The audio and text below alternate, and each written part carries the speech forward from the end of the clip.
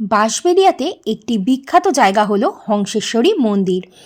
তাই এই মাকে দর্শন করতে আর এই মায়ের কিছু অজানা ইতিহাস জানতে আমরা আজকে হাজির হয়ে গেছি বাঁশবেড়িয়াতে।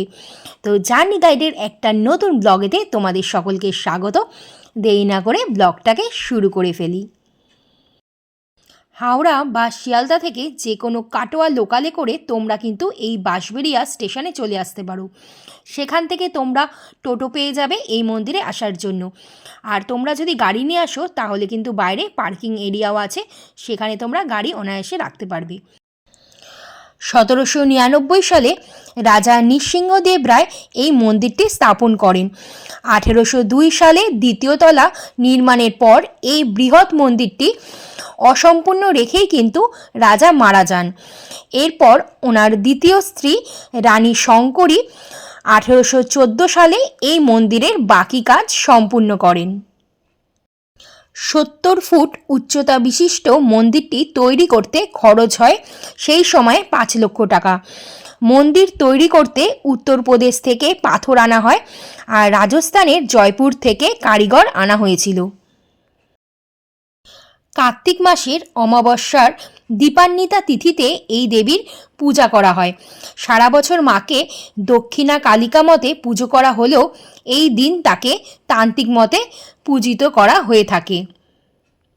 মন্দির খোলার সময় আমি স্ক্রিনে দিয়ে দিলাম, তোমরা কিন্তু দেখে নাও। গর্ভগৃহকে এখানে ধরা হয়ে থাকে মূলাধার।